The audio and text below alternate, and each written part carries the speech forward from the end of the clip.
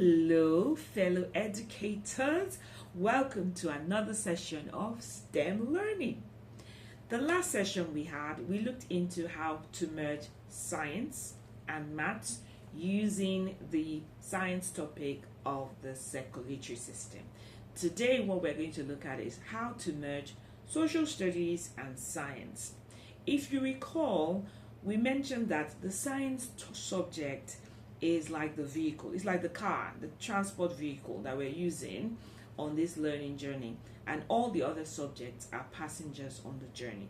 So the objective is to make the learning holistic, where no subject is standing by itself and children are learning a different learning objective that really doesn't have anything to do with another subject.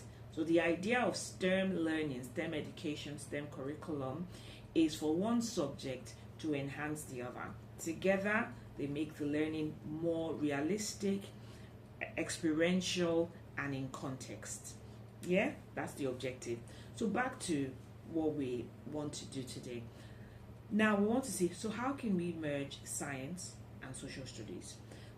It's very important that at the start of the academic year or at the end of the previous academic year, we have mapped out all the various learning objectives to make sure that they are aligned, because we still want to be able to achieve teaching the topics that the children are meant to learn for that particular academic year. So mapping it all out just makes it easier before the school year starts.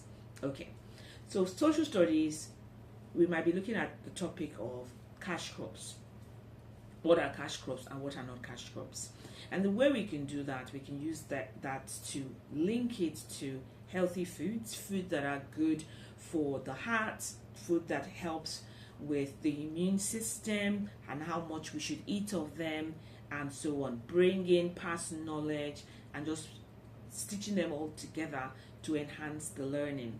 And one of the ways this could be done, it could be done as a game. It could be a charade where you've prepared a stack of questions and the children could decide they take on a role of a plant, maybe a tuber of yam, and the children are trying to guess what it is, what plant that is. Is it a cash crop or not, and which part of the country that crop can be found in. So that also just helps the learning experience. They're learning about it. Social studies has been linked to science, where it's how can we make sure that the food we are eating helps the health of our heart, our circulatory system, immune system, etc.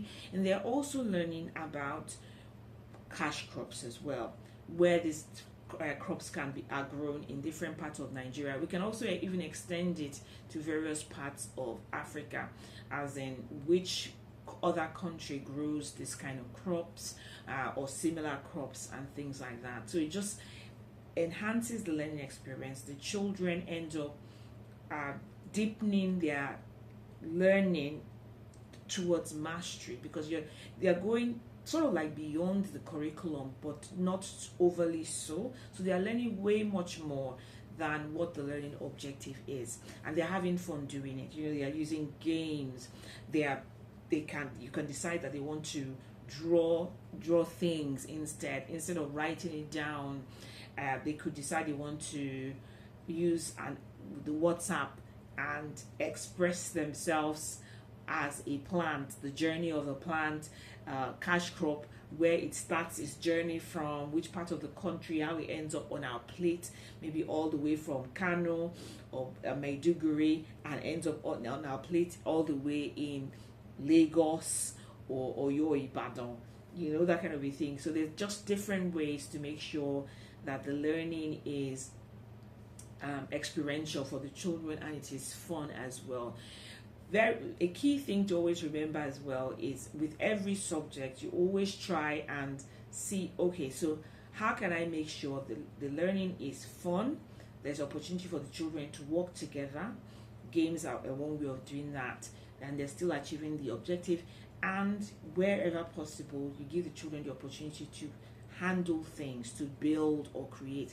So those kind of things that like in the social studies, for example, you might want them to build a silo where they store the food, the cash crops are stored, how are they stored, and they might want to like build a small model of that using everyday materials, of course, around their community, at home, and things like that.